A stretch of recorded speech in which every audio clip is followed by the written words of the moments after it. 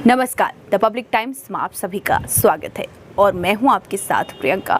तो आज जिस मुद्दे पर हम बात कर रहे हैं वो मुद्दा बेहद अहम है, गंभीर है, क्योंकि लोगों की अब जान में एक बार फिर से खतरा पैदा हो रहा है। बात कर रहे हैं कोरोना वायरस की।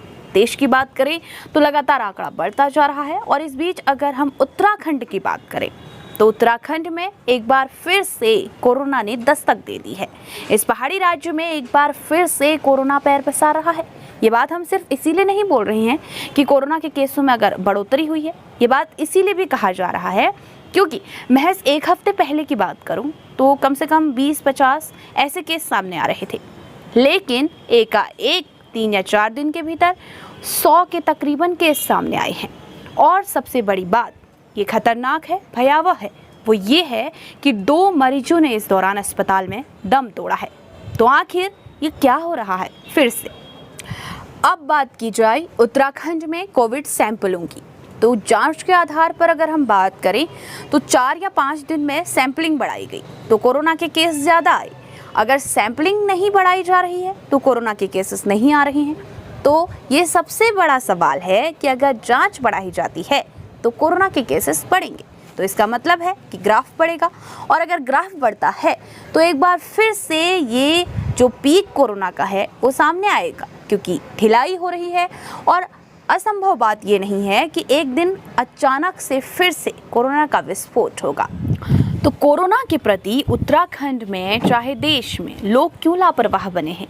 क्या लोगों को अपनी ज़िंदगी से प्यार नहीं है? क्या लोगों ने महामारी का दौर नहीं देखा है? लोग इतने लापरवाह हो चुके हैं। अगर हम सरकारी अस्पताल की बात करें, प्राइवेट अस्पताल की बात करें, किसी सरकारी दफ्तर की बात करें, या फिर रोडवेज बस स्टेशन हो, रेलवे स्टेशन हो, रोड हो, मार्केट हो, कहीं पर भी लोग अब डर नहीं रहे हैं। ना कोरोना के प्रति सजग दिख रहे हैं, ना ही डर है, ना ही भयभीत वाला माहौल है, और ना ही सैनिटाइजर है, ना मास्क है, और ना ही कोरोना की किसी गाइडलाइन का पालन कोई सरकारी विभाग वाला कर रहा है, और ना ही कोई आम जनता कर रही है। तो क्या लोगों को इस महामारी का इंतजार फिर से है? क्या लोग फिर उसके बाद सजग होंगे कि हमें मास्क लगाना चाहिए, हमें सैनिटाइजर यूज करना चाहिए, जब लोग अस्पतालों में भर्ती होंगे और बेड नहीं मिलेंगे? अब बात करते हैं कोरोना के बीच स्टार्ट हुई कांवड़ यात्रा की। तो क्या इस समय ये कांवड़ यात्रा जो हो रही है, हम ये नहीं बोल रहे हैं कि कांवड़ यात्रा गलत है या कांवड़ यात्रा नहीं होनी चाहिए थी, लेकिन जो ढिलाई बढ़ती जा रही है, प्रशासन हर चप्पे चप्पे पे तैनात है।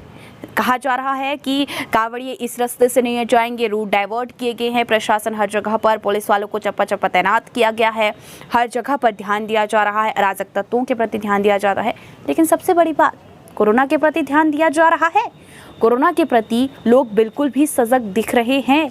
क्या प्रशासन ने एक भी वहाँ पर कांवड़िया हो या फिर आम जनता हो या फिर उत्तराखंड वासी हो या बाहर से आने वाले भक्तजन हो, किसी के नाक पे या किसी के मुंह पे मास्क लगाया हुआ दिख रहा है? नहीं दिख रहा। क्या कांवड़ यात्रा के बीच प्रशासन की या लोगों की जो ढिलाई है वो समाप्त होनी नहीं चाहिए? क्योंकि अगर कांवड़ यात्रा हो रही है तो बाहर से लोग आएंगे और इस बीच कोरोना के केस ज़रूर बढ़ेंगे। अब बात करते हैं प्रशासन की। तो हम ये नहीं बोलेंगे कि प्रशासन कुछ नहीं कर रहा या प्रशासन कोरोना के प्रति सजग नहीं है, लेकिन इस बीच जो आपदा का टाइम है वो उत्तराखंड वासियों के लिए बेहद परेशानी भरा होता है। लेकिन आपदा का टाइम कुछ महीनों का है, ये विपदा चली जाएगी, लेकिन जो महामारी आ रही है वो नहीं जा पाएगी। वो एक ऐसी महामारी है जिसने हमें अंदर से झंझोर कर रखा है। लेकिन प्रशासन को इस तरफ भी ध्यान देना पड़ेगा, क्योंकि लोगों की ज़िंदगी का सवाल है। और बात करें लोगों की, तो लोगों को भी अपने प्रति सजग रहना पड़ेगा, क्योंकि हर चीज़ हर वक्त पर प्रशासन हर जगह नहीं मौजूद हो सकता।